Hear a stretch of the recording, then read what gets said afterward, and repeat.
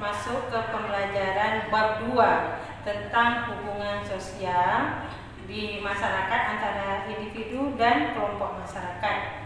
Di sini hubungan sosial ini ada dua masalah di sini, yaitu dua bagian yang kita bahas, yaitu masalah hakikat interaksi sosial. Sebelumnya Bunda menjelaskan apa itu hubungan sosial. Hubungan sosial yang kita lakukan antara satu individu dengan individu yang lain, ataupun antara individu dengan kelompoknya, atau kelompok dengan kelompok. Yang mana individu dengan kelompok? Misalnya kita ambil contoh, misalnya individu dengan individu. Seorang individu dia mengucapkan salam, misalnya mengucapkan salam terhadap temannya, assalamualaikum sahabat, maka di situ sudah ada hubungan antara individu dengan individu yang lain. Bagaimana pula kita masuk kepada individu dengan kelompoknya, misalnya seorang individu masuk dalam anggota perwiritan, ataupun seorang individu masuk dalam kelompok organisasi, maka mereka sudah bergabung. Itulah yang dimaksud dengan hubungan individu dengan kelompoknya lain, ataupun hubungan sosial. Apa tujuannya tadi dari individu dengan kelompok? Mereka ingin membahas dan melaksanakan satu tujuan yang ingin dicapainya.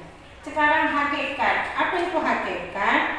Di sini masing-masing membutuhkan, setiap manusia atau individu memiliki berbagai kebutuhan. Misal, individu pasti butuh makan, individu pasti butuh pakaian, individu pasti butuh pendidikan. Bagaimana dia memiliki atau menginginkan kebutuhan tersebut? Maka dia saling berkomunikasi, saling bertukar pikiran, saling bersosialisasi.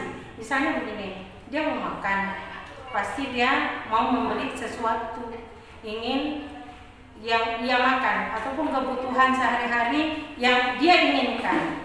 Misalnya dia pergi ke pasar, antara individu bergabung dengan kelompok yang lain, misalnya ke pasar modern, pasar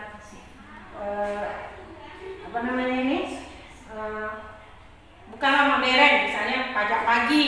Kalau misalnya modern, bisa pergi ke minimarket, supermarket, dan lain-lain. Hal ini, maka individu pasti ada hubungan dengan yang lain. Kalau tidak, ini takkan terjadi. Ini masalah hakikat dari interaksi sosial. Syarat-syarat interaksi sosial, maka di sini harus ada kontak. Dia menyapa, menukar barang antara satu dengan yang lain. Misalnya dia ingin memiliki sesuatu, maka dia tukar. Apa dia tukar? Dengan harga, uang. Maka di sini yang dia pakai adalah mata uang. Dia ingin tukar barang. Syarat-syarat terjadi ini harus ada kontak si penjual dengan si pembeli. Paham anak-anak yang benar maksud? Ya, ini harus ada kontak. Ada transaksi jual belinya di sini. Ada transaksi antara penukar barangnya. Maka di sini sudah ada hubungan antara individu dengan individu yang lain.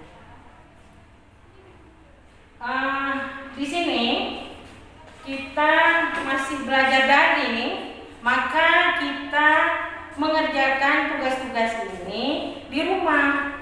Bunda hanya menyampaikan materi ini di bab 2.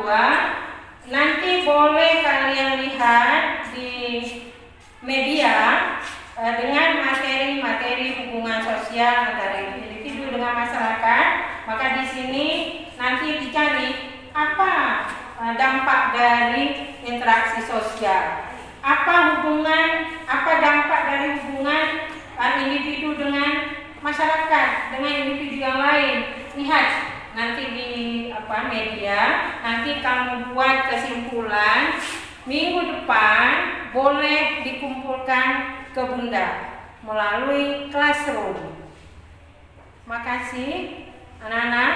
Mudah-mudahan anak dapat paham. Seandainya kurang jelas juga, nanti kamu boleh berkomunikasi melalui Classroom.